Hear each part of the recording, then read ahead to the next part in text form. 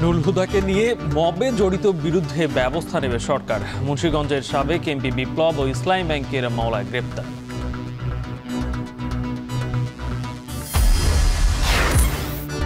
রামপুরায় জাতীয় গ্রিডের ত্রুটি, রাতভর গুলশান বনানী সহ বিভিন্ন এলাকায় বিদ্যুৎ বিভ্রাট, স্বাভাবিক হলেও কিছু এলাকায় ভোগান্তি।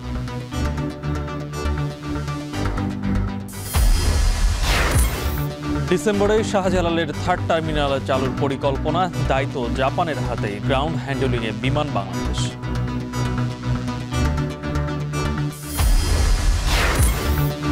মার্কিন হামলার পর পুতিনের সঙ্গে বৈঠকে মস্কোয় ইরানি পররাষ্ট্রমন্ত্রী। আসতে পারে গুরুত্বপূর্ণ সিদ্ধান্ত, সিরিয়ার গির্জায় আত্মঘাতী হামলায় নিহত 22। এবং সিঙ্গাপুর ম্যাচ ঘিরে জাতীয় স্টেডিয়ামে 7 লাখ টাকার ঘাস লাগালেও টেকেনি। 2 ম্যাচ পরই পরিবর্তন কেন, তদন্তের হুঁশিয়ারি এনসিসি।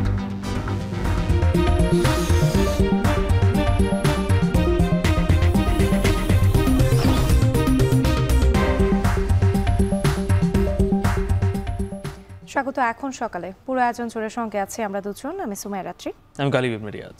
সাবেক সিসি KM নুরুল হুদাকে গ্রেপ্তার করা হয়েছে রাজধানীর উত্তরা থেকে। রোববার সন্ধ্যায় বিক্ষুব্ধ জনতা KM নুরুল হুদার উত্তরার বাসায় ঘেরাও করলে তাকে নিরাপত্তা হেফাজতে নেয় পুলিশ। পরে শেরেবাংলা নগর থানায় বিএনপির মামলায় তাকে গ্রেপ্তার দেখানো হয়। আরও জানাচ্ছেন আসিফ ইকবাল। বাংলাদেশের রাজনীতিতে আলোচিত সমালোচিত 2018 সালের নির্বাচন।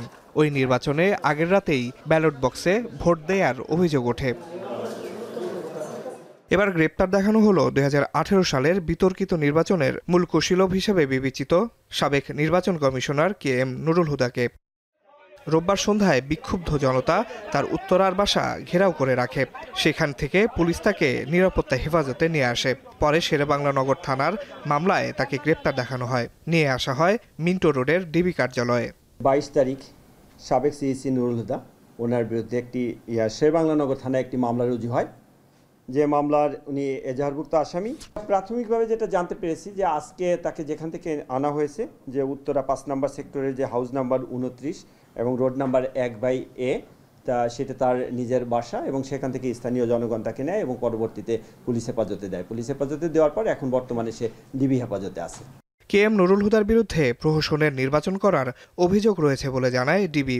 পরবর্তী আইনগত ব্যবস্থা প্রক্রিয়াধীন রয়েছে।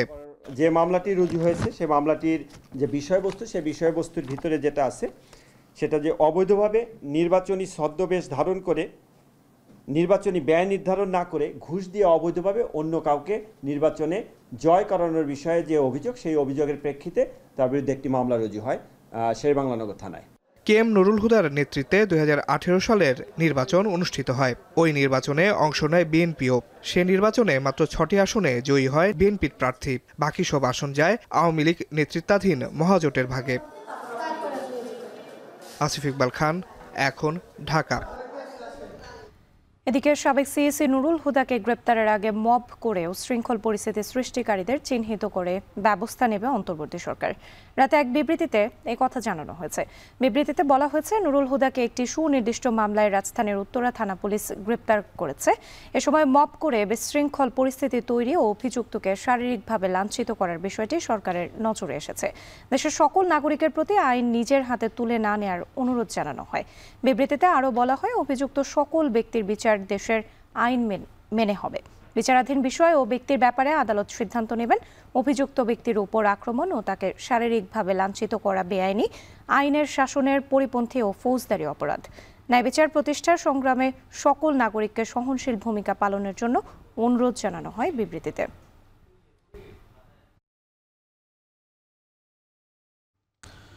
মুন্সিগঞ্জ 3 আসনের সাবেক এমপি মোহাম্মদ ফয়সাল বিপ্লবকে গ্রেপ্তার করেছে ঢাকা মহানগর পুলিশের গোয়েন্দা শাখা। রোববার রাজধানীর মণিপুরি পাড়া থেকে তাকে আটক করা হয়।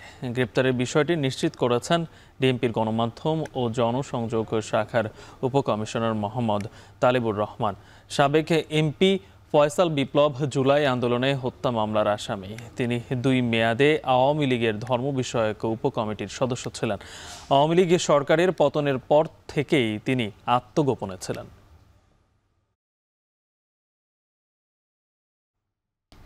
এদিকে রাতে ইসলামী ব্যাংকের সাবেক ব্যবস্থাপনা পরিচালক মোহাম্মদ মনিরুল মওলাকে গ্রেপ্তার করেছে ঢাকা মহানগর গোয়েন্দা পুলিশ। সোমবার দিবাগত রাত 12:15টায় রাজধানীর বসুন্ধরা আবাসিক এলাকায় তার নিজ বাসা থেকে গ্রেপ্তার করা হয়। পরে তাকে মিন্টো রোডে ডিবি কার্যালয়ে নেওয়া হয়। ডিবি জানায়, মোহাম্মদ মনিরুল মওলার বিরুদ্ধে দুদকের মামলা রয়েছে। আপাতত ডিবি হেফাজতে রাখা হয়েছে, পরবর্তী আইনানুগ ব্যবস্থা প্রক্রিয়াধীন রয়েছে। বিভিন্ন উপায়ে ইসলামী ব্যাংক থেকে 91,000 কোটি টাকা বের করে নেয়ার তথ্য পেয়েছে কেন্দ্রীয় ব্যাংক, যার বেশিরভাগ সময় এমডি ছিলেন মনিরুল মওলা।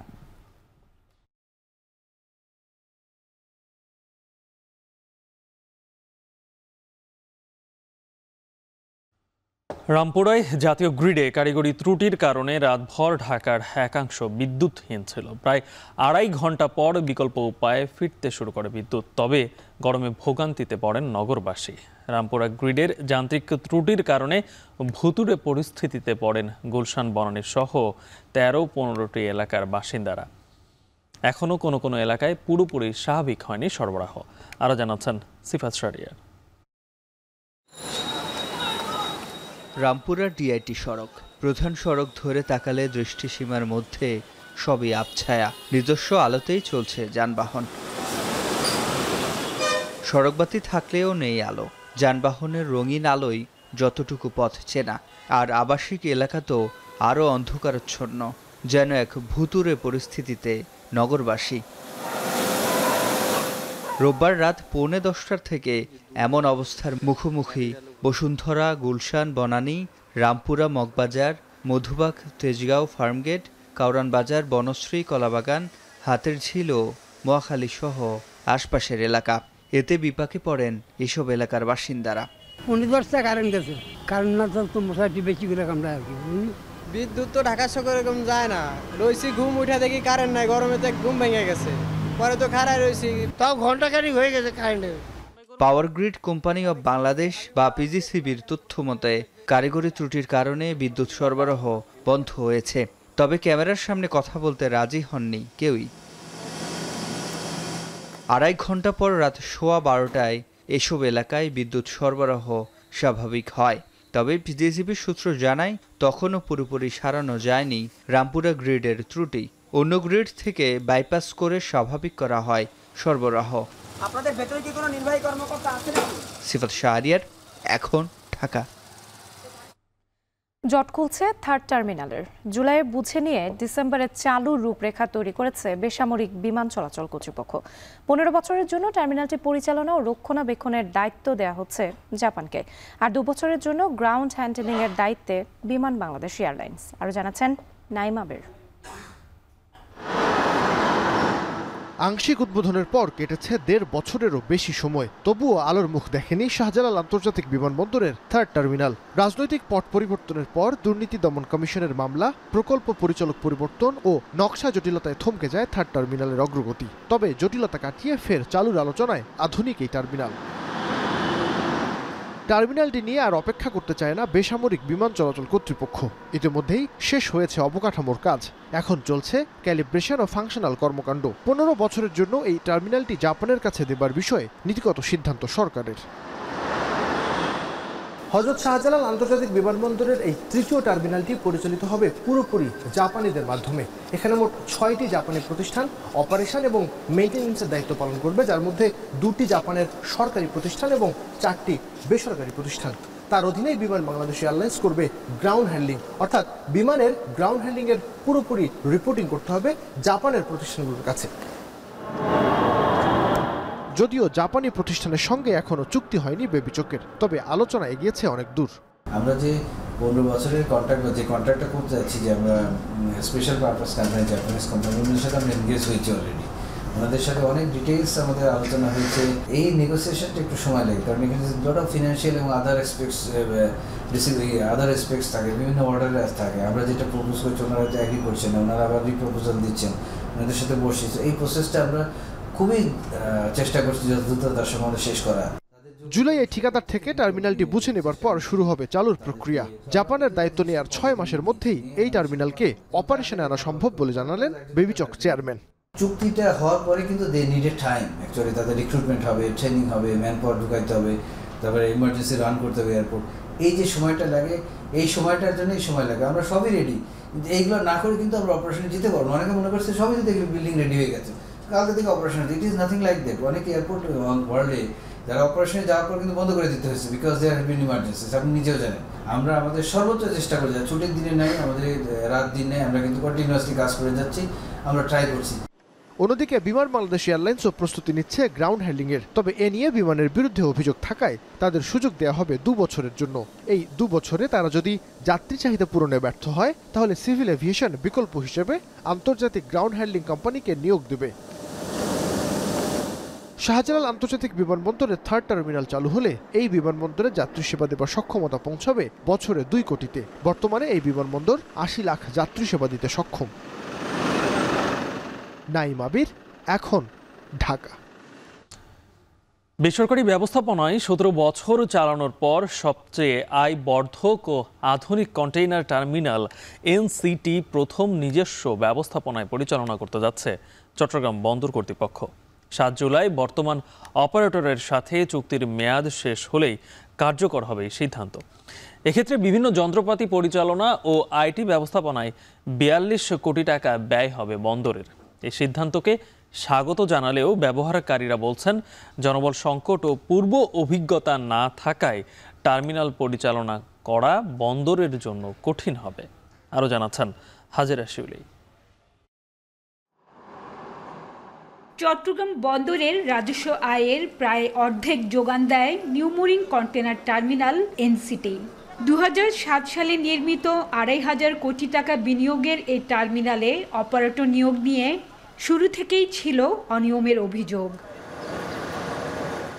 প্রথম কয়েক বছর উন্মুক্ত দরপত্রের মাধ্যমে দেশীয় অপারেটর সাইপ পাওয়ার টেক এনসিটি চালালেও দীর্ঘদিন ধরে বিনা টেন্ডারে বারবার মেয়াদ বাড়িয়ে উন্মুক্ত ক্রয় পদ্ধতিতে কাজ করছে সাইপ পাওয়ার টেক।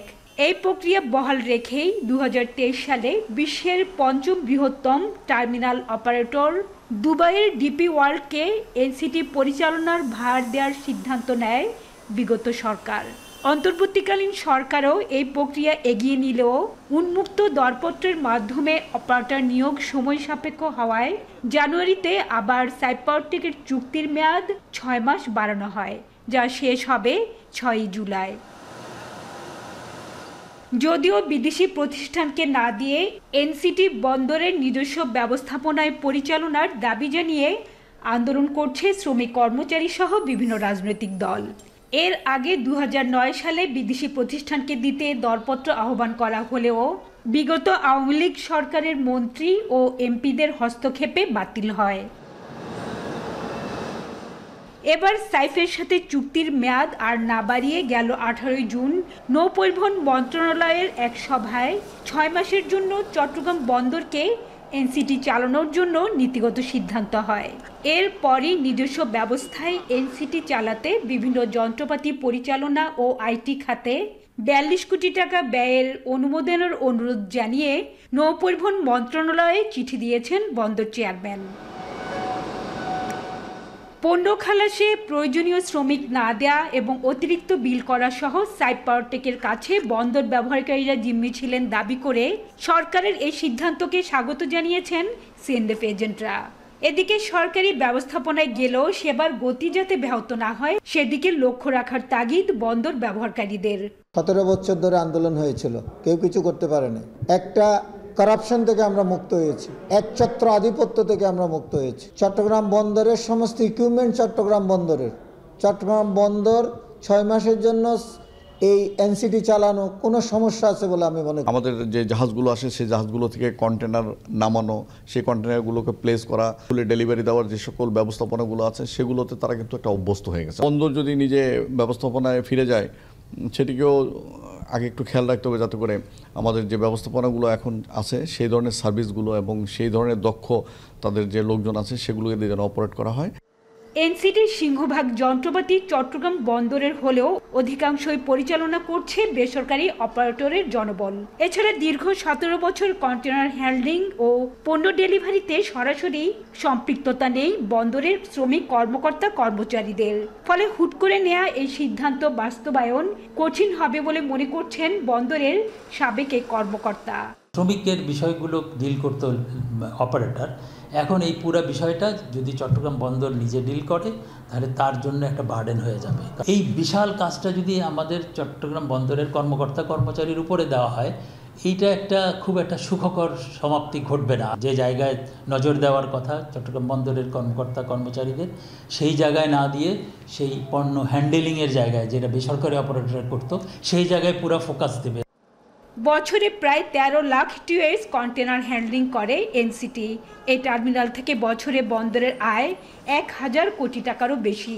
G2G ভিত্তিতে অত্যাধুনিক এই টার্মিনালটি দুবাইয়ের ডিপি ওয়ার্ল্ডকে দেওয়ার প্রক্রিয়া চলছে।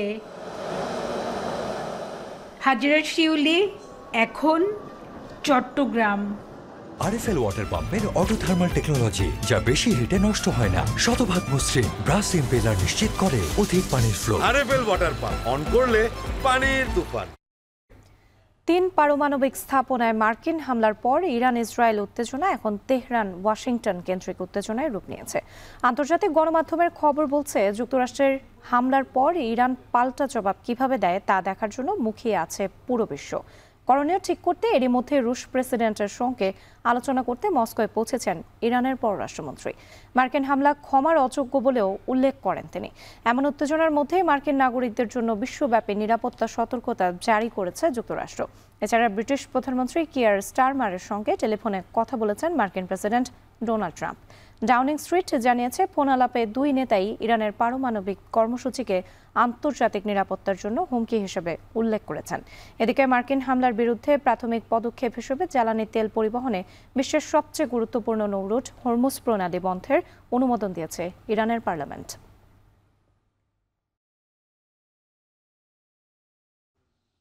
এদিকে ইরান ইসরায়েল সংঘাতের মাঝে যুক্তরাষ্ট্রকে ঠেলে দিয়ে মার্কিন পররাষ্ট্রনীতির সবচেয়ে বড় আর ঝুঁকিপূর্ণ জুয়াটা খেললেন ট্রাম্প। 7000 মাইল দূরের ইসরায়েলি স্বার্থ উদ্ধারের যুদ্ধে যোগ দেওয়ার পর পরিস্থিতি কোন দিকে মোড় নেবে সেটি আপাতত আয়ত্তে নেই মার্কিন প্রেসিডেন্টের। ইরান যুক্তরাষ্ট্র সংঘাত শুরু হলে টানাটানি পড়ে যেতে পারে নিজ দেশে। এরই মধ্যে বিরোধিতার মুখে পড়া ট্রাম্পের পদ নিয়েই আরও জানাচ্ছেন নুসরাত কামাল। ইরানের ইসলামিক প্রজাতান্ত্রিক শাসন ব্যবস্থার সাথে যুক্তরাষ্ট্রের বৈরিতার ইতিহাস প্রায় অর্ধশতকের, কিন্তু এতকাল এ দ্বন্দ্ব অনেকটাই পর্দার আড়ালে বা বলা যায় কথার যুদ্ধেই সীমিত ছিল, যা মেটাতে কূটনীতিই যথেষ্ট হতে পারত। ইরানের পারমাণবিক স্থাপনাগুলোতে মার্কিন বিমান হামলার মধ্য দিয়ে অনেকটাই ফিকে হয়ে এলো শান্তিপূর্ণ সমাধানের সম্ভাবনা, স্পষ্ট করেছে তেহরান।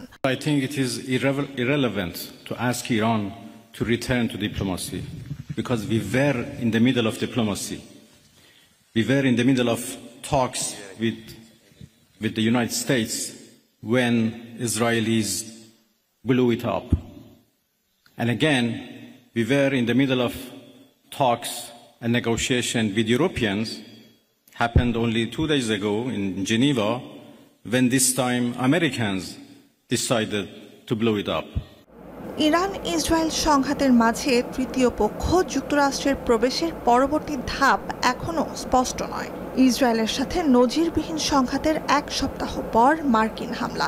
1979 সালের বিপ্লবে পশ্চিমাপন্থী শাহ শাসন ব্যবস্থার পতনের পর যে সবচেয়ে দুর্বল অবস্থানে পৌঁছেছে ধর্মভিত্তিক রাষ্ট্রটির শাসক গোষ্ঠী, সেটি মোটামুটি স্পষ্ট। তাও মার্কিন আগ্রাসনের সামনে নতি স্বীকারে নারাজ তেহরান। এই অবস্থায় ইরান ইসরায়েল সংঘাতের মাঝে যুক্তরাষ্ট্রকে ঠেলে দিয়ে মার্কিন পররাষ্ট্র নীতির সবচেয়ে বড় আর ঝুঁকিপূর্ণ জুয়াটা খেললেন ট্রাম্প। যদি সত্যি ঘোষণা অনুযায়ী মার্কিন হামলার পাল্টা জবাব দেয় সর্বোচ্চ ধর্মীয় নেতা আয়াতুল্লাহ আলী খামেনির প্রশাসন, তাহলে ভাবমূর্তি রক্ষার স্বার্থে হলেও চুপ থাকবে না ওয়াশিংটনও। আর ইরানে মার্কিন সেনা তৎপরতা চলতে থাকলে শুধু মধ্যপ্রাচ্যকে নয়, যুক্তরাষ্ট্রের অভ্যন্তরীণ রাজনীতি আর আন্তর্জাতিক নিরাপত্তা পরিস্থিতিকেও খাদের কিনারায় ঠেলে দেবেন প্রেসিডেন্ট ডোনাল্ড ট্রাম্প। ঘনিষ্ঠতম মিত্র হলেও 7000 মাইল দূরের দেশ ইসরায়েলের স্বার্থ উদ্ধারের যুদ্ধে যোগ দিয়ে ফেলার পর পরিস্থিতি কোন দিকে মোড় নেবে সেটি আপাতত আয়ত্তে নেই মার্কিন রাষ্ট্রপ্রধানের। В основном сценарий Сценарий следующий. Это удар по американским базам на Ближнем Востоке. Их там множество. Второй ответ – это как раз блокировка вот этого Ормузского пролива. Потому что очевидно, что ইরানে হামলার সিদ্ধান্তে শুধু বিরোধী ডেমোক্রেট শিবির থেকেই নয়, কট্টর আমেরিকা ফার্স্ট নীতি সমর্থকদেরও কঠোর সমালোচনা সইতে হচ্ছে রিপাবলিকান প্রেসিডেন্টকে।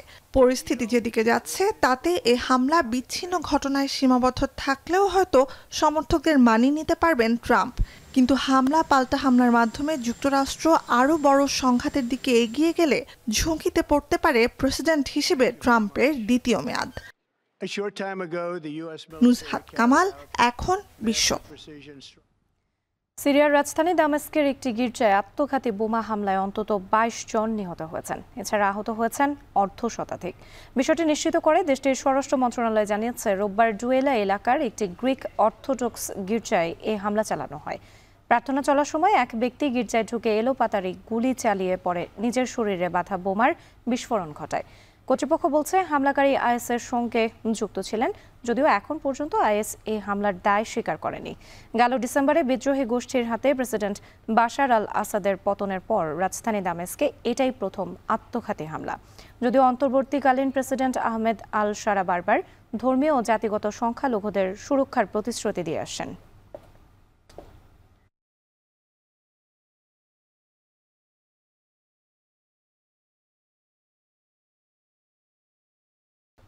প্রশাসনের নানামুখী পদক্ষেপেও বান্দরবান মিয়ানমার সীমান্তে থামানো যাচ্ছে না চোরাচালান। দুর্গম অঞ্চল ও যোগাযোগ ব্যবস্থার সুযোগে দিন দিন বেপরোয়া হয়ে উঠছে চক্রের সদস্যরা। অবৈধ পথে ঢুকছে গবাদি পশু ও মাদক সহ বিভিন্ন পণ্য, এপার থেকেও যাচ্ছে পণ্য। শক্তিশালী চোরাচালান চক্র ও হুন্ডির মাধ্যমে অবাধে হাজার কোটি টাকা পাচার হয়ে গেলেও জনসচেতনতাকেই গুরুত্ব দিচ্ছে স্থানীয় প্রশাসন। বান্দরবান থেকে রিজবি রাহাতের পাঠানো তথ্যছবিতে বিস্তারিত। পাহাড়ে ঘন সবুজের সমারোহ, উঁচু নিচু পথ চলে গেছে গভীর থেকে গভীরে। বান্দরবানের ঘন সবুজ যেন হাতছানি দিয়ে ডাকে, বাঁধতে চায় মায়াজালে। তবে এই সৌন্দর্যের আড়ালে পার্বত্য এ জেলায় দুর্গম যোগাযোগ ব্যবস্থার সুযোগে গড়ে উঠেছে শক্তিশালী চোরাচালান চক্র। বাংলাদেশের সাথে মিয়ানমারের সীমান্তের দৈর্ঘ্য ২৭১ কিলোমিটার। এর মধ্যে বান্দরবানের নাইখংছড়ি সীমান্তের ফুলতলি, চাকডালা, তুমব্রু, ঘুমধুম ও লেমুছড়ি পয়েন্ট যেন চোরাচালানের স্বর্গরাজ্য। প্রশাসন ও আইনশৃঙ্খলা বাহিনীর কঠোর নজরদারির পরও সীমান্ত দিয়ে থামছে না চোরাচালান। দুর্গম অঞ্চলের সুযোগ নিয়ে আরও বেপরোয়া হয়ে উঠেছে চোরাচালান চক্র। অবাধে ঢুকছে গবাদি পশু, মাদকসহ বিভিন্ন পণ্য। তবে মিয়ানমার ও পার্বত্য এলাকার বিভিন্ন বিচ্ছিন্নতাবাদী সশস্ত্র সংগঠন তাদের অর্থের যোগান নিশ্চিতে চোরা কারবারিতে সহায়তা করছে বলে দাবি স্থানীয়দের। চোরাচালানের মাধ্যমে যেটা আসতেছে, গরু, ইয়াবা, এটা সরবরাহ করে এর টাকাগুলি নিয়ে এরা অস্ত্র চোরাচালান মজুত করতেছে। এই মুনাফার জন্য নিম্ন আয়ের মানুষজন বিশেষ করে নিজের জীবনের চিন্তা না করে অর্থের পিছনে ছুটছে, যে কারণে তারা মাইন্ড বিস্ফোরিত হচ্ছে। বাংলাদেশের বিভিন্ন খাদ্যদ্রব্য, বিভিন্ন পণ্য অবৈধভাবে মিয়ানমারে পাচার হচ্ছে এবং মিয়ানমার থেকে অবৈধভাবে বাংলাদেশে পাচার হচ্ছে। এগুলো আমি মনে করি অতি সত্বর বন্ধ করা উচিত। সীমান্তের চোরাচালান পরিস্থিতির অবনতির বড় প্রমাণ মেলে গত বছর ২.৫ কোটি টাকায় ইজারা হলেও এবার ইজারা হয়েছে ২৬ কোটি টাকায়। বাজারটি কক্সবাজারের রামু উপজেলার মধ্যে হলেও নাইখংছড়ির কাছে এবং আইন শৃঙ্খলার বিষয়টিও দেখভাল করা হয় নাইখংছড়ি থেকেই। এ বাজারের রসিদেই বৈধতা দেয়া হয় চোরাই গরুর। পাশাপাশি এই রুট ব্যবহার করে রোহিঙ্গা অনুপ্রবেশেও জড়িত শক্তিশালী চক্রটি। অবৈধ কাজে হুন্ডি ও মোবাইল ব্যাংকিংয়ের মাধ্যমে পাচার হচ্ছে হাজার কোটি টাকা। বাংলাদেশ থেকেও অহরহর পণ্য ওইদিকে পাচার হচ্ছে।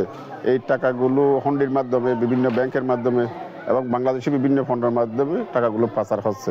বর্ডার ক্রস করে যে কোনো প্রকারে আমাদের এখানে বাংলাদেশে আসতেছে, এরা কিছু ক্যাম্পে যাইতেছে, কিছু বিভিন্ন জায়গায় স্থান নিতেছে আর কি। তবে এ বিষয়ে পুলিশ ও বিজিবির কেউ ক্যামেরার সামনে কথা বলতে রাজি হননি।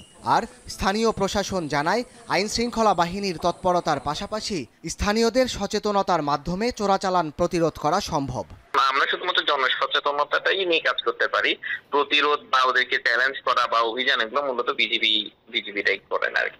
ওনাদের দায়িত্ব ওনারা পালন করছেন। ওনাদের যতটুকু সাপোর্ট আমাদের পক্ষ থেকে দরকার, যে যেমন লজিস্টিক গাড়ি বা এরকম রিকুইজিশন করে দেয়, এটা আমরা ওনাদেরকে হেল্প করতেছি। পাশাপাশি আমাদের ইউনিয়ন পর্যায়ে মাঝে মাঝে বিভিন্ন সভা হয়, সেখানে জনসচেতনতামূলক কার্যক্রম চলে।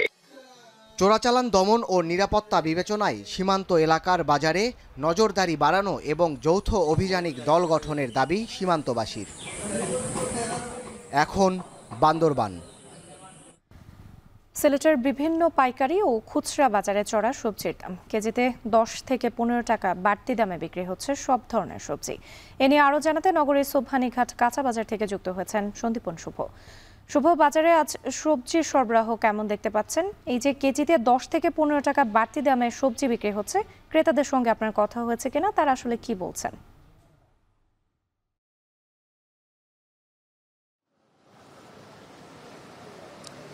রাত্রি আমরা দেখলাম যে আজকে কিন্তু সকাল থেকেই বাজারে আমরা রয়েছি।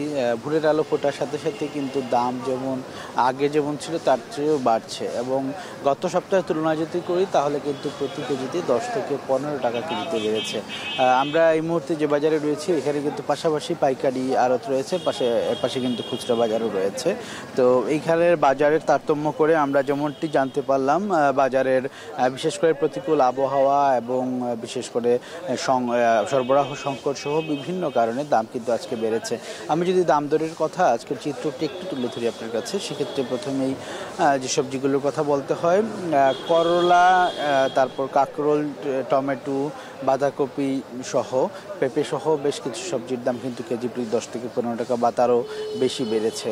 আজকের বাজার দর অনুসারে খুচরা ব্যবসায়ীরা আমাদেরকে জানিয়েছেন করলা বিক্রি হচ্ছে প্রতি কেজি 70 থেকে 80 টাকা কেজি দরে, কাঁকরোল বিক্রি হচ্ছে প্রতি কেজি 60 থেকে 70 টাকা কেজি দরে, টমেটো বিক্রি হচ্ছে সবচেয়ে বেশি দামে 80 থেকে 120 টাকা পর্যন্ত কিন্তু খুচরা বাজারে দাম বেড়ে গেছে।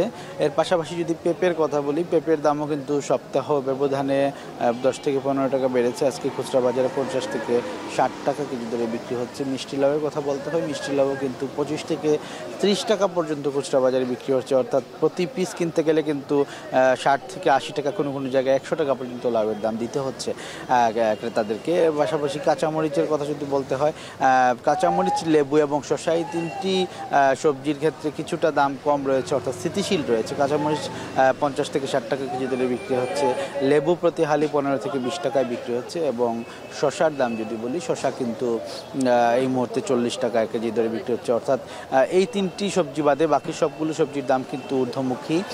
বিশেষ করে এখানে মুখী কচু নামে একটি সবজি পাওয়া যায়, সেটির দামও কিন্তু বেড়েছে, 60 টাকা কেজি দরে বিক্রি হচ্ছে। এর পাশাপাশি যদি আমি বলি শাকের কথা, পুঁই শাক, লতা শাক সহ ডাঁটা শাক, লাল শাক, এই শাকের দামও কিন্তু আমরা দেখেছি যে খুচরা বাজারে আটা প্রতি কিন্তু 15 থেকে 20 টাকা করে বিক্রি হচ্ছে, যা সপ্তাহ ব্যবধানে কিন্তু গত সপ্তাহে 10 টাকা করে ছিল, কিন্তু আজকে কিন্তু 15 থেকে 20 টাকা করে বিক্রি হচ্ছে। তো আপনি প্রথমে যে প্রশ্নটি করেছিলেন বা জানতে চেয়েছিলেন যে আসলে সবজির দাম বাড়ার কারণ এবং ক্রেতারা আসলে কি বলছে, সবজির দাম বাড়ার ক্ষেত্রে প্রতিকূল আবহাওয়া এবং সবজি সরবরাহ সংকট, এটি মূলত তাই। আর ক্রেতারা আসলে সবসময় সবজির দাম বাড়লে তারা বিপাকে পড়ে যান, এবং আজকেও তারা যেমনটি বলছেন যে হয়তো তাদের যে বাজেট নিয়ে বাজারে এসেছেন সেই বাজেট অনুসারে তারা কিনতে পারবেন না, এবং প্রতিনিয়ত যেহেতু সবজির দাম বেড়েই চলছে সেক্ষেত্রে তারা বেশ বিপাকে পড়েছেন বলে জানিয়েছেন। এক্ষেত্রে তাদের দাবি বরাবরের মতোই বাজার মনিটরিং যেন আরও বাড়ানো হয়, পাইকারি এবং খুচরা বাজারের যে বড় পার্থক্য থাকে সেই পার্থক্যটা যেন গুছিয়ে আসে। রাত্রি এই ছিল সিলেটের সবজি বাজার থেকে আমার কাছে সবশেষ। বাজার পরিস্থিতি নিয়ে বিস্তারিত জানাতে সিলেট থেকে যুক্ত ছিলেন সন্দীপন শুভ। চাঁপাইনবাবগঞ্জে ডায়াবেটিক্স রোগীদের কাছে সাড়া পেয়েছে B105 জাতের ধান। পরীক্ষামূলক এই ধান চাষ দেখতে প্রতিনিয়ত মাঠে ভিড় করছেন স্থানীয়রা। উৎসাহ পেলে এই ধান চাষে আগ্রহ বাড়বে অন্যান্য চাষিদেরও। কৃষি বিভাগ বলছে কম জিআই সম্পন্ন হওয়ায় এই ধান থেকে উৎপাদিত চালে নিয়ন্ত্রণে থাকবে ডায়াবেটিক্স। সোহান মাহমুদের পাঠানো তথ্য ছবিতে বিস্তারিত। চাঁপাইনবাবগঞ্জের গোমস্তাপুরের খানপাড়া গ্রামের জাকির খান দীর্ঘদিন ভুগছেন ডায়াবেটিসে, চলতে হয় বিভিন্ন বিধিনিষেধ মেনে। এ অবস্থায় খোঁজ পান B105 জাতের ধানের। ডায়াবেটিস নিয়ন্ত্রণে রাখতে সহায়ক বলে 3 বিঘা জমিতে শুরু করেন এই ধানের আবাদ। জাকির খান জানান, কৃষি বিভাগের পরামর্শে এই ধানের পরীক্ষামূলক চাষাবাদ শুরু করেন তিনি। প্রতি বিঘা ধান রোপণে খরচ হয়েছে 14 থেকে 15,000 টাকা। আর প্রতি বিঘায় উৎপাদিত 28 মণ ধান থেকে পাওয়া যায় 700 কেজি চাল। এই ধান যদি করা যায় তাহলে ডায়াবেটিস মুক্ত চাউল আমরা খাবো এবং এলাকার লোকজন সবাই উপকৃত হবে। জেলায় প্রথমবারের মতো এমন ধানের চাষাবাদ দেখতে প্রতিদিন ভিড় করেন স্থানীয়রা। এই চাল স্বাস্থ্যসম্মত ও লাভজনক হওয়ায় চাষে আগ্রহ বাড়ছে অনেকের। আমাদের এলাকায় এই জাতটা নতুন, আমরা দেখে এই জাতটা সামনে করব। গম করার পরে সরিষা করার পরে ধানটা হয়েছে। ধানের ফলনও খুব ভালো, সুন্দর। আমিও আগামীতে আশা করি যে 1-2 বিঘা জমি চাষ করব। কৃষি বিভাগ বলছে, ব্রি ইনস্টিটিউটের গবেষণায় দেখা গেছে এই ধানের জিআই 55 এর নিচে পাওয়া গেছে। এই চালে শর্করার পরিমাণ কম থাকায় ডায়াবেটিস রোগীদের জন্য উপযোগী খাবার। এবছর দেখা যাচ্ছে পার হেক্টরে 7.5 থেকে 8 টনের মতো ফলন হয়েছে এবং আশা করা যাচ্ছে সামনের বছরে, এবং যেহেতু ডায়াবেটিক রোগী দিন দিন বাংলাদেশে বেড়ে যাচ্ছে, এই ধানের আবাদও দিন দিন বৃদ্ধি পাবে এবং কৃষক পর্যায়ে এটার জনপ্রিয়তা হবে। নতুন প্রজাতির এই চাল বাজারে কেজি প্রতি বিক্রি হচ্ছে 100 থেকে 110 টাকা। যদি দাম এমনই থাকে তবে ভালো পরিমাণ লাভ করা সম্ভব বলছেন চাষিরা। এখন চাঁপাইনবাবগঞ্জ। চুয়াডাঙ্গা সদর হাসপাতালে টানা 4 মাস ধরে বন্ধ অপারেশন কার্যক্রম। হাসপাতালের অ্যানেস্থেশিয়া কনসালটেন্টের বদলি হয় এই অবস্থা সৃষ্টি হয়েছে। সরকারি হাসপাতালে অপারেশন কার্যক্রম বন্ধ থাকায় বেসরকারি হাসপাতালে যেতে বাধ্য হচ্ছেন রোগীরা। সদর হাসপাতালে জনবল সংকট, সেই সঙ্গে একের পর এক চিকিৎসক বদলি, ফলে এক প্রকার ভেঙে পড়েছে চিকিৎসা সেবা। অনিক চক্রবর্তী জানাচ্ছেন বাকিটা। চুয়াডাঙ্গার অন্তত 15 লাখ মানুষের চিকিৎসার ভরসাস্থল সদর হাসপাতাল, কিন্তু অনেকদিন ধরেই হাসপাতালটিতে মিলছে না যথাযথ চিকিৎসা সেবা। বাধ্য হয়ে রোগীদের যেতে হচ্ছে বেসরকারি ক্লিনিক ও প্যাথোলজিতে। দীর্ঘদিন ধরেই নানা সীমাবদ্ধতায় চলছিল হাসপাতালের অপারেশন থিয়েটার। তবে হাসপাতালটির অ্যানেস্থেশিয়া কনসালটেন্টের বদলিতে সেটিও প্রায় বন্ধ 4 মাস।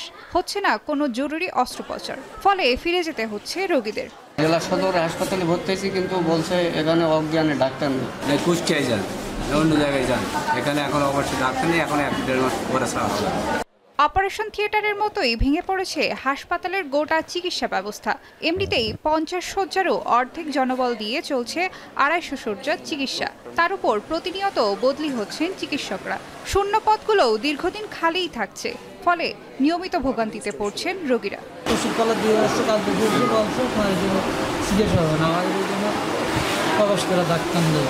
ডাক্তার আমাদের কনসালটেন্ট যেভাবে প্রেসক্রাইব করে শুধুমাত্র আমরা সেই চিকিৎসাটাই দিই, তাদের সুবিধা অসুবিধা দেখি।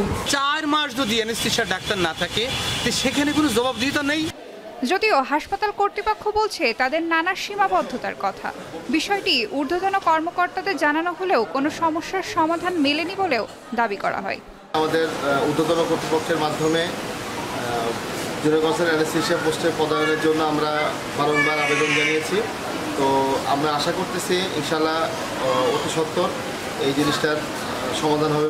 প্রতিনিয়তই আমরা আসলে যোগাযোগ রাখছি এবং এই বিষয়গুলো জানাচ্ছি, যাতে এখানে একজন অন্তত অ্যানেস্থেশিয়া কনসালটেন্ট যাতে নিযুক্ত হয়। আমরা বারবারই চেষ্টা করছি যে একজন অ্যানেস্থেসিওলজিস্ট এখানে যাতে পোস্টিং হয়।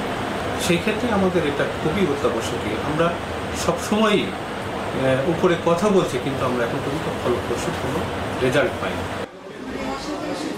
1970 সালে স্থাপিত সদর হাসপাতালটির নানা অব্যবস্থাপনায় প্রতিনিয়ত ব্যাহত হচ্ছে এখানকার জরুরি স্বাস্থ্যসেবা। আর তাই সমস্যা দ্রুত সমাধানে কার্যকর উদ্যোগ গ্রহণ এখন সময়ের দাবি বলে মনে করছেন এলাকাবাসী। এখন চুয়াডাঙ্গা। মালয়েশিয়ায় চলছে অবৈধ বিদেশিদের স্বেচ্ছায় প্রত্যাবাসন কর্মসূচি। এতে নামমাত্র জরিমানা দিয়ে জেল বা বিচারের মুখোমুখি হওয়া ছাড়াই নিজ দেশে ফিরতে পারছেন বিদেশিরা। অবৈধ বিদেশি বিরোধী কঠোর আইন প্রয়োগ হওয়ায় কাজের সুযোগও সংকুচিত হচ্ছে দেশটিতে। এতে কর্মহীনতা ও প্রতারণার শিকার হয়ে দেশে ফিরছেন বাংলাদেশিরাও। বিস্তারিত প্রতিবেদনে। অবৈধভাবে অবস্থান করা বিদেশিদের স্বেচ্ছায় দেশে ফিরে যাওয়ার সুযোগ চলছে মালয়েশিয়ায়। এই প্রক্রিয়ায় ৩০০ থেকে সর্বোচ্চ ৫০০ রিঙ্গিত জরিমানা দিয়ে বিচারের মুখোমুখি হওয়া ছাড়াই দেশে ফিরতে পারবে অবৈধরা। চলতি বছরের মে মাস থেকে শুরু হওয়া এই সুযোগ চলবে ২০২৬ সালের ৩০ এপ্রিল পর্যন্ত। তবে এই সাধারণ ক্ষমা যাদের বিরুদ্ধে কোনো ব্লকলিস্ট, অপরাধ বা আটকের পরোয়ানা নেই, শুধুমাত্র তাদের জন্যই প্রযোজ্য। অন্যান্যদের মতো এ সুযোগ নিচ্ছেন প্রবাসী বাংলাদেশিরাও। সে তালিকায় আছেন দীর্ঘদিন কর্মহীন ও প্রতারণার শিকার হওয়া অনেক প্রবাসী। অনিয়মিত কর্মীদের নিয়োগকর্তাদের ৫০,০০০ রিঙ্গিত জরিমানা, ৫ বছরের জেল ও ৬টি বেত্রাঘাতের আইন প্রয়োগ করছে দেশটি। এতে অনিয়মিতদের কাজের সুযোগও সংকুচিত হচ্ছে। যেটা বলে ভাষায় প্রকাশ করা যাবে না, এমনও লোক আছে যা দেশে যাইতে পারতেছে না এই কাগজপাতি এই সমস্যার জন্য। তবে অবৈধ লোকদের জন্য যাওয়ার সব থেকে বড় সুযোগ এই এখন বর্তমান চলতেছে। বছরে ৬,০০০ রিঙ্গিত প্লাস দেন না বোধের, তারপর আর আমার দেশে পাঠাবে সে কারণ লাগবে আর নানান কিছু বললে ও ৬,০০০ রিঙ্গিত চায়, তারপর আরো হুমকি দামকি করে এনে ফের দেয়। এদিকে পুনরায় চালু হওয়া কর্মসূচিটি আগের তুলনায় অনেকটাই সহজ করেছে মালয়েশিয়া সরকার। কোনো অ্যাপয়েন্টমেন্ট ছাড়াই সশরীরে ইমিগ্রেশনে যেয়ে নিবন্ধন করা যাচ্ছে। সর্বোচ্চ ২ সপ্তাহ সময়ের মধ্যে ফ্লাইটের টিকিট ও নির্দিষ্ট জরিমানা দিলেই যাত্রার অনুমতি পাওয়া যায়, যা বাংলাদেশিদের জন্য বেশ সহায়ক বলছেন প্রবাসীরা। কোনো অ্যাপয়েন্টমেন্ট নাই, সরাসরি ৫২০ রিঙ্গিত নিয়ে হাই কমিশনে ট্রাভেল পারমিট আনতে হবে যদি পাসপোর্ট না থাকে। আর যদি পাসপোর্ট থাকে সরাসরি ৫২০ রিঙ্গিত নিয়ে ইমিগ্রেশন যাইব, গিয়ে ফিঙ্গার দিয়ে টিকিট নিয়ে দেশে চলে যেতে হবে। খুব সহজ একটা প্রক্রিয়া। ইমিগ্রেশন বিভাগের তথ্য মতে একই ধরনের কর্মসূচিতে গত বছরের ডিসেম্বর পর্যন্ত ২,৪৬,০০০ বিদেশির প্রত্যাবাসন হয়েছে। এবারও বড় অংশগ্রহণ আশা করছে প্রশাসন। দেশটিতে মোট বৈধ বিদেশি কর্মীর সংখ্যা প্রায় ২৩ লাখ। নুজহাত কামাল, এখন বিশ্ব। এবার খেলা প্রসঙ্গ। মাত্র ২ ম্যাচ আয়োজনের পরই পরিবর্তন করতে যাচ্ছে জাতীয় স্টেডিয়ামের ঘাস। সিঙ্গাপুরের বিপক্ষে ম্যাচ আয়োজনের জন্য তাড়াহুড়ো করে ৭ লাখ টাকা খরচ করে ঘাস লাগানো হলেও সেটি টেকসই হয়নি। একই সঙ্গে বিভিন্ন জাতের ঘাসের মিশ্রণে এটি খেলার অনুপযুক্ত হয়ে পড়েছে, যাতে ফুটবলারদের চোটে পড়ার শঙ্কাও থাকে। নতুন ঘাস লাগাতে শীঘ্রই জাতীয় ক্রীড়া পরিষদের কাছে অর্থ বরাদ্দ চাইবে বাফুফে। তবে অর্থ ব্যয় কোনো ৬-৯ হয়েছে কিনা সেটি তদন্ত করা হবে বলে হুঁশিয়ারি দিয়েছে এনএসসি। শরীফ রওশন জানাচ্ছেন বাকিটা। জাতীয় স্টেডিয়ামের সংস্কার কাজ শুরু হয় ৪ বছর আগে ২০২১ সালে। এরপর দেশের ফুটবলের প্রধান ভেন্যুকে আধুনিক মানের করতে দফায় দফায় বাড়ে বাজেট। বিশেষ করে স্টেডিয়ামের মূল আকর্ষণ ফুটবল মাঠে সজীবতা ফেরাতে বিশাল অঙ্কের অর্থ বরাদ্দের পাশাপাশি নেওয়া হয় অনেক পরিকল্পনা। তবে সবই যেন শুভঙ্করের ফাঁকি। ঐতিহাসিক এই স্টেডিয়াম ঘিরে দীর্ঘদিন ধরে যে স্বপ্ন বুনেছিলেন ফুটবলাররা, সবই যেন থমকে গেছে বাফুফের দায়িত্বপ্রাপ্তদের অপেশাদার আচরণে। মাঠের ঘাস লাগাতে ৭ লাখ টাকা ব্যয় হয়েছে ঠিকই, তবে আন্তর্জাতিক মানের খেলা উপযোগী হয়নি মাঠটি। জাতীয় স্টেডিয়ামের ঘাস দেশের আবহাওয়ার সঙ্গে কতটা মানানসই, এমন প্রশ্ন উঠেছে। আমাদের দেশে যেই ভিটি মাটি বলা হয় যে আপনার এই মাটিটা যদি ঠিক থাকে, যেটাকে বলে দোআঁশ মাটির মতো, এইটা থাকলে আপনার গাছের গোড়াটাকে ধরে রাখবে, এই গাছটা চলবে না। কাজেই এখন যেহেতু আপনার ড্রেনেজ সিস্টেম ভালো হয়েছে, ওয়াটার এই স্প্রিন্টার সিস্টেম ভালো হয়েছে, তা আমার মনে হয় যে সেই দিকে চিন্তা করেই আপনার গাছ লাগাতে হবে। ফুটবল পিচে এক ধরনের ঘাস রোপণ করার কথা থাকলেও জাতীয় স্টেডিয়ামে বিভিন্ন জাতের ঘাস আর আগাছার মিশ্রণে মাঠটি হয়ে পড়েছে ফুটবলারদের জন্য অত্যন্ত ঝুঁকিপূর্ণ, যেখানে খেলতে নেমে চোটে পড়ে ক্যারিয়ারই শেষ হয়ে যাওয়ার শঙ্কা থাকে। আমি ক্যালকাটা লিগে খেলেছি, ওখানে এক ধরনের ঘাস, সেই জায়গাটায় আমরা আসতে হয়তো দেরি হচ্ছে, বাট চলে আসবে হয়তো। এটা সদিচ্ছা থাকতে হবে যে কত জলদি এটা করা যায়, যত জলদি করবে তত আমাদের দলের জন্য ভালো। এসব কারণে টনক নড়েছে বাফুফের। মাত্র ২ ম্যাচ পরই ঘাস পরিবর্তনের সিদ্ধান্ত নিয়েছে দেশের ফুটবলের নিয়ন্ত্রক সংস্থা। কয়দিনের ব্যবধানেই ঘাস পরিবর্তনে যে অর্থ ব্যয়, এর দায় কি এড়াতে পারে বাফুফে? নিশ্চিত কি করবে জানি না, আমাদেরই মনে করতেই রোববার দিতে পারে। গাইডলাইন দিচ্ছি আমি কয়েকদিনের মধ্যে, দেখো টেন্ডার নোটিশটা পাইলে আমি দেখতে পারবো বাংলাদেশের বাইরে বা বাংলাদেশের মধ্যে যে দেয়।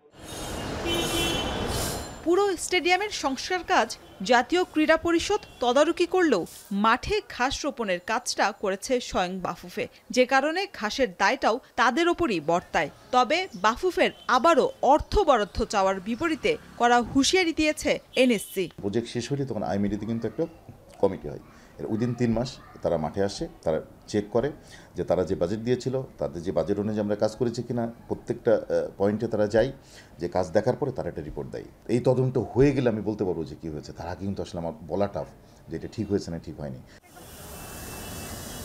হংকংয়ের বিপক্ষে ম্যাচের আগে বাফুফের ঘাস পরিবর্তনের সিদ্ধান্তে এই স্টেডিয়াম থেকে আবারও নির্বাসিত হচ্ছে ফুটবল। শরীফ রওশন, এখন, ঢাকা। শেষ করছে এখন সকাল। তবে যাওয়ার আগে শিরোনামগুলো আরও একবার।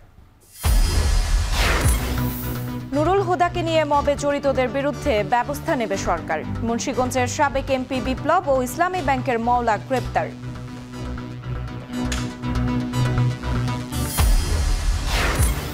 রামপুরায় গ্রিডে ত্রুটি, রাতভর গুলশান বনানী সহ বিভিন্ন এলাকায় বিদ্যুৎ বিভ্রাট। স্বাভাবিক হলেও কিছু এলাকায় ভোগান্তি।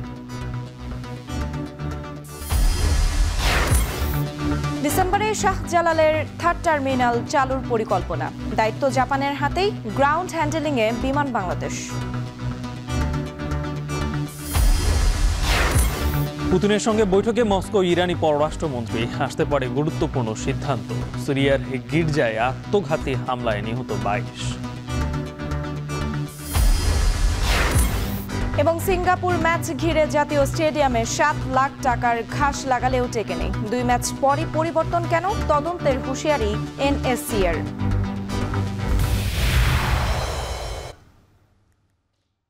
এই ছিল এখন সকালের আয়োজনে। এখন টেলিভিশন ওয়েবসাইটে দেখতে ভিজিট করুন www.ekon.tv। এছাড়া ফেসবুকে চোখ রাখুন facebook.com/tv.ekon, আর ইউটিউবে লাইভ দেখতে ভিজিট করুন youtube.com/c/ekontv।